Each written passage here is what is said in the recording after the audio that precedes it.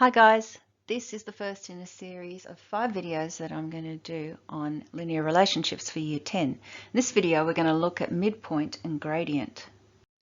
But before we start, there's just a couple of things that I want to touch on that we learnt in Year 9. The midpoint of an interval is the point that's halfway along the interval. And when we talk about gradient, we're talking about the steepness of a line. And recall that positive gradient is one that goes up as we move from left to right. As we go down from left to right, this is a negative gradient. If it's flat, the gradient is 0. And if it's completely vertical, then the gradient approaches infinity. Now in Year 9, we used number plane techniques to calculate the midpoint, gradient and distance. But in Year 10, we're going to focus on using the formulas. And we're going to consider 2 points on the number plane. This point here, which we'll read as x1, y1, and this point here, which we'll read as x2, y2. Now these numbers that are next to the pronumerals are subscripts. And that means that they're written just slightly below the pronumerals. Let's begin with midpoint. As I said before, the midpoint is found by averaging the x coordinates and averaging the y coordinates. And we can write this as a formula. So the midpoint of the interval with endpoints x1, y1 and x2, y2 is x1 plus x2 all over 2 and y1 plus y2 all over 2. And you can see how we've written it as a point. It's going to be inside brackets and separated by a comma. Here's an example. Find the midpoint of the interval with endpoints 0, 1 and 2, negative 3. So we're going to start with the formula. Now all we have to do is substitute in for those 4 pronumerals. And it might help you, when you're learning this, to actually write these out. So this one's x1, and this one is y1. And this one here is x2. And then this one is y2. And you probably don't have to do that very long before you start to understand it. So in here I'm putting 0, and in here I'm putting the 2. In here is going the 1, and in here is going the negative 3. So let's do that. Okay, now we've just got to sort these out. 0 plus 2 is 2, divide 2 is 1. This is 1 take away 3, which is negative 2, divided by 2 is negative 1. And so the midpoint is 1, negative 1.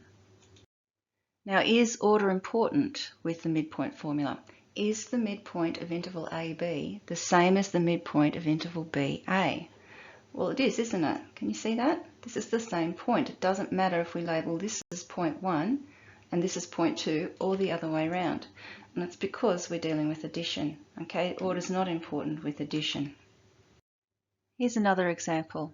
If the midpoint of AB is 1, 3, and B has coordinates 4, 1, find the coordinates of point A. So we're being asked to work backwards here. We've got an interval with endpoints A, B, but we haven't been told the coordinates of A. Instead, we've been told the midpoint coordinates. So let's start again with our formula, but in this case, the midpoint is going to go in here. We don't know the values of x1 and y1 because they're the coordinates of point A, and B has coordinates 4 and 1, so they're going to go in here. So let's substitute in. All right, now this part here is equal to 1, and this part here is equal to 3. So let's separate them out. Now we've just got 2 easy equations to solve. So let's look at the first one. Multiply both sides by 2 gives me x1 plus 4 is equal to 2. Subtract 4 from both sides. x1 is equal to negative 2. Similarly, multiply both sides by 2, y1 plus 1 is equal to 6. And then subtract 1 from both sides, y1 is equal to 5. And so the coordinates of point A are negative 2 and 5. Okay, let's move on to gradient. In Year 9, we learnt that gradient is a measure of steepness and that it can be calculated using the relationship rise over run. And we also learnt that gradient has the symbol m.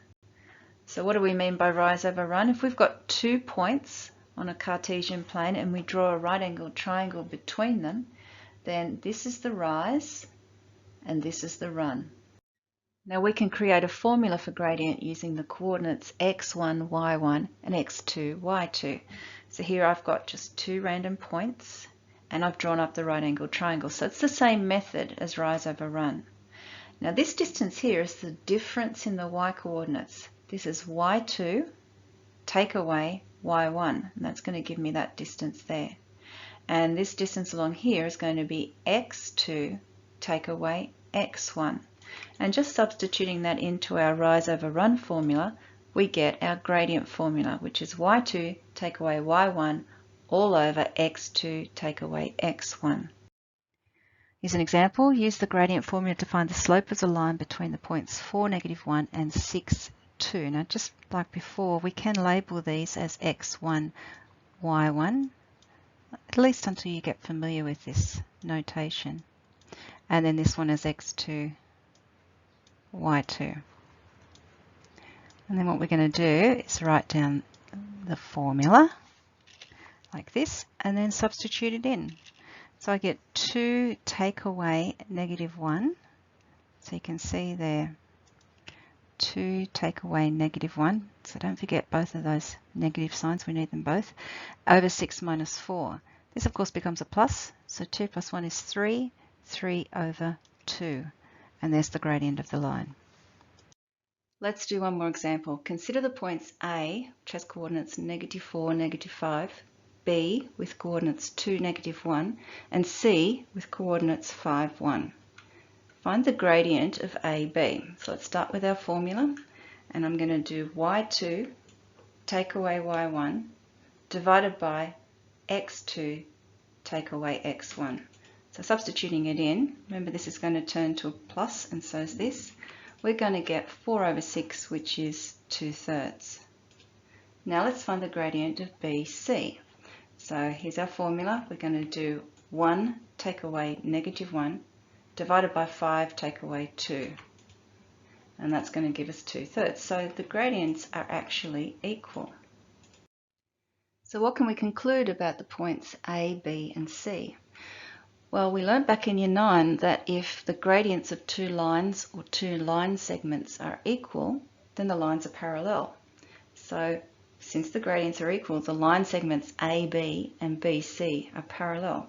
But because one of the points is common, which is point B, all the points must lie in the same line. And we call these points collinear. So if we draw a quick sketch of them, you can see that they all lie in the same line. So we worked out this gradient here, it was 2/3, and we worked out this gradient here, it was 2/3. And because we used the same point in both calculations, all 3 points must be collinear. Now we're going to look at these sorts of questions in more detail in the 5th video. Okay, that's it for this lesson. In our next lesson, we're going to look at the distance formula.